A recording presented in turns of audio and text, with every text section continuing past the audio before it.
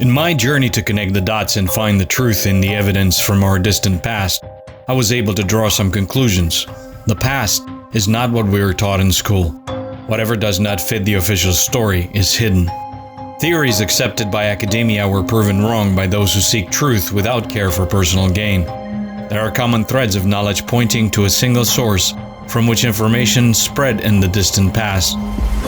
Technologies of the ancients, building methods, and mathematical astronomy are found in megalithic sites around the world. We're going to explore now and see if we can find clues about the original builders and connect the dots to find out where their knowledge came from.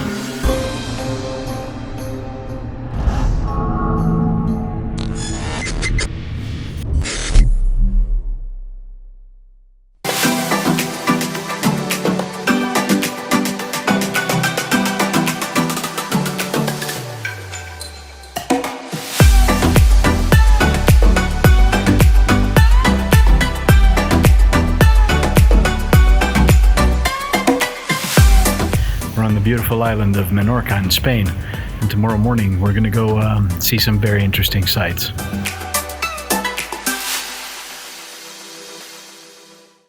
It's super early in the morning before the sunrise, and I came to see another one of these megalithic structures.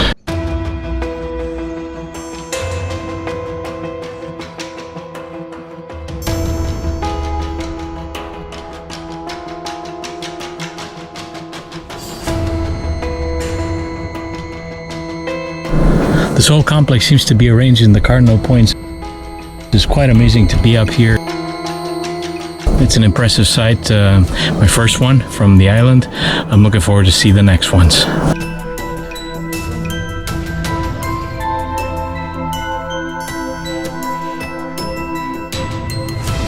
The tower that's right behind me reminds me of the Nuraghi.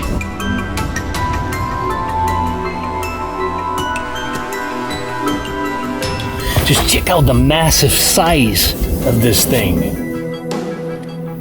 It's huge. This block on top of me probably weighs several tons. It's amazing to see how it's balanced. It looks like this is a temple enclosure. The architecture is definitely cyclopean in nature and built. These massive stones are defying gravity, arranged with amazing accuracy on the cardinal points. The entrance to the oval enclosure is from the north, with the taula itself set on the north-south orientation, perpendicular on its widest part. The thinner side has an east-west orientation, as does the seeing stone found outside the enclosure, pointing to the setting sun.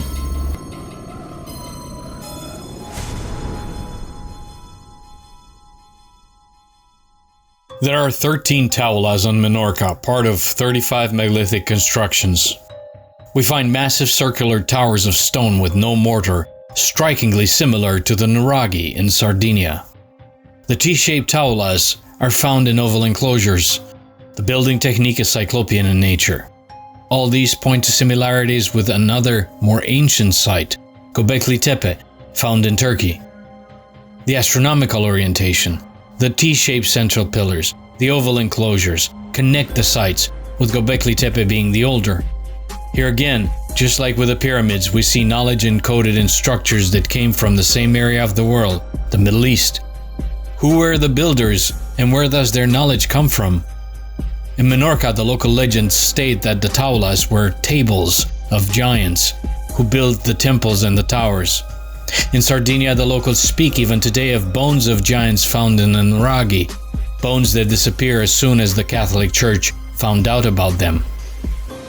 Recent studies propose that Göbekli Tepe was built by the Denisovans, a race of large humanoid beings, 7 to 8 feet tall, capable of advanced technology. Giants appear in folk stories all around the world, both in oral and written form, and one cannot help but wonder if what is interpreted by most people today as the result of our ancestors' vivid imagination was not in fact a true record of the past.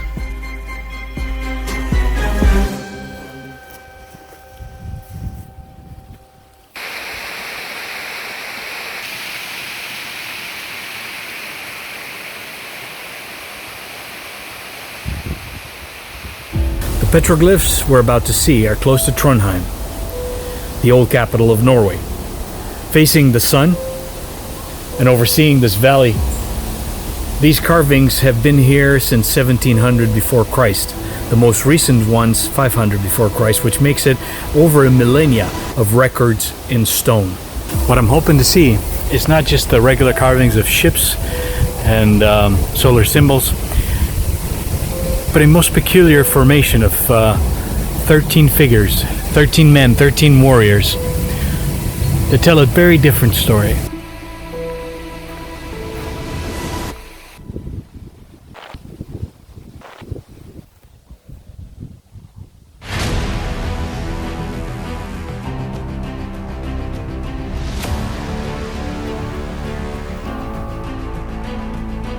"13 figures carved in stone. 13 warriors with an important story worthy to be recorded for the future. 12 are of regular height. The 13th is much larger. Some may say he was the leader, and thus the record keepers carved him larger in size to show his status. That is the official narrative the academia has been pushing for. But what if, just like the isolationist paradigm spearheaded by Powell in the Smithsonian and proven wrong by the discoveries of Thor Heyerdahl and others like him, this narrative is a false one? What if the way these figures are carved represents not only their importance, but their size as well? The 12 smaller figures vary in size, and they do not all look the same. 2 of them seem to be carrying something. There are 3 groups apart from the leader. The top 3 figures have their arms out, carrying something on their shoulders. The large figure leading the procession carries a weapon possibly, or some sort of staff. The head seems to have a beak or a snout, resembling maybe Anubis or Anpu, the Egyptian god of death. All these differences show attention to detail, and the logical conclusion would be that the size is not symbolic, but proportionally depicting the actual height of the protagonists. I have seen many such examples of these kind of representations in ancient cultures.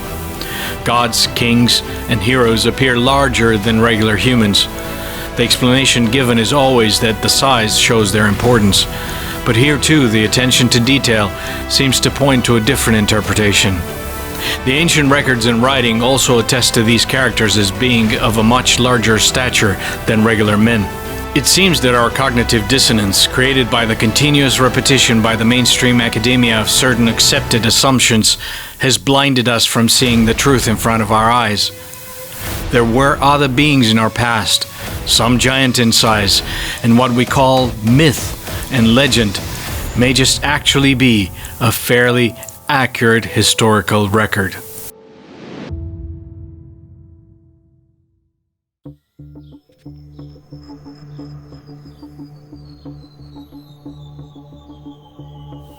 Back in Sierraton, I went to see a few of the ancient habitations cut in stone that can be found in this area. The early Christians who took refuge in these lands expanded these cave dwellings, and eventually monks took over. You can clearly see that the older stone carving technique is much more refined than the newer one. Initially, these were not designed as permanent dwellings, but more likely as a guardhouse for those protecting the way up to a place of legend, shrouded in mystery. I heard about this and wasn't sure where they were, but here are these shapes carved in stone. Obviously they had some sort of purpose to lead somewhere, or maybe there was something built here. I think what I found here in this spot, we've seen the steps or the carvings in the rock that kind of showed the way here. This is a formation that looks like a rock that looks like a chair, like a throne, that's been carved in stone, and it's called the seat of God. It's got this angular formation behind it, kind of like a phallic symbol, and then it looks like inside of it it's been carved a triangular shape, kind of like a portal. Local legends speak of this ancient temple in Alonish and of beings who ruled from this seat, known in ancient times as the Throne of Giants and more recently the Throne of God, clearly designed for much larger beings. The megalithic pyramidal altar is built towards the north, as are most ancient altars in this region, pointing again to a knowledge of astronomy and the cardinal points. If the trees were cut down or not so high, you can see the whole valley. And everything here kind of looks very strange. This whole rock platform looks like it's been fashioned to look this way. So as you look on this side of the platform, it almost looks like this is a perfectly finished surface, man-made and not natural. I mean, just look at how refined the surface of the rock is here compared to this right here, or to this. If anything, this looks like it's been maybe roughly cut, but this one, very smooth. Very smooth. I have seen evidence of advanced building technology in megalithic sites around the world. Myths and legends combined with recent research point to the builders as being something other than humans, a race of giant beings that traveled across the earth in a distant past. Who were they, and what is their origin? In Saraluane, I found an anthropomorphic megalith that helped me to connect the dots. Situated in Poiana Kozane, it is known as the Nefertiti Buzoyana, due to its close resemblance with the Egyptian queen's bust. What I noticed though is the almost perfect way in which an elongated skull found in Peru fits in the shape of the head. It is possible that this sculpture points to those who were worshipped as gods in this place, the original builders of the megalithic sites, giants with elongated skulls that once ruled in Egypt as pharaohs, the god kings, and found their way across the ocean in South America. Their origin, according to recent maternal DNA analysis, is the land of Canaan, in the Middle East. They were part of the Nephilim tribes, mentioned in the Hebrew scriptures. Ali Siadatan, a researcher and documentarian, has investigated the Nephilim for years. His groundbreaking documentary, UFOs Angels and Gods, released in 2006, had 270,000 views on Google Video in the first 9 months, becoming one of the most popular items on the site at the time. I asked Ali what his personal experience and research have revealed in the investigation on the origin of giants. I was born in Persia, and one day this story happened, which relates to your question about the giants. I was in Persepolis, which is one of the ancient capitals of Imperial Persia, and I was visiting with my father, who is an architect, or who was an architect. He's passed away since. We were visiting, and we're walking around, and he pointed to the pillars and to the architecture, and he said to me, you know, even today, with the cranes that we have and with the technology that we have, it'd be very difficult to build this. I wonder how they did it then. And my dad was not a person who was into this stuff. He wasn't thinking about ancient giants or, other things from the past. He was just making a comment, just an observation. And so I was like, yeah, you're right. And I turned around, and there was a villager, a man, and I could tell from his clothing that he came from one of the villages around Persepolis, and he was there with his children. It was like a day off. The school was closed, and they had come to visit the ancient ruins like we did. And I turned around to him, nearly jokingly, not expecting a response. I said to him, "Sir, how do you think these pillars were put up and this place was built?" And suddenly he straightened himself up, And he went into a posture. He kind of let go of his daughter, whom he was playing with. And I realized, wow, he really took my question seriously. He's about to give me a serious answer. I could tell from his posture. He turned and he said, well, in the ancient cuneiform writings that we have, it says that they had champions with them. And these champions were giants. And it is they who helped build this place. It was very interesting. He referenced those two words, giants and champions, which were two words that we are found exactly in the scroll of Moses' Genesis. And I thought, wow, this is so interesting. Here's an anecdotal story. And to answer your question kind of more fully, there are all kinds of anecdotal stories, accounts from all around the world like this. First of all, there's, for instance, in the island of Malta, where there's these ancient stone structures that are 7,000 years old. The inhabitants of the island tell us, and the giants built these things because how could anyone have lifted these stones? Then the natives of North America have many oral traditions of these accounts of the giants. And then when it comes to the writings of the various nations, I don't know of a single nation that does not have the accounts of these giants in their writings. One term that is often used about them is the demigods. They are the children of the gods and men. So their fathers are these beings in the biblical view called the sons of God, and their mothers are humans. But somehow their fathers are not humans. So even in the biblical view, there is this account of something otherworldly, something from outside of our civilization and our world and our humanity that interacts with human nature. In fact, the giants in the original Hebrew language are called Nephilim. And there's two different spellings given to them in the book of Genesis and the book of Numbers.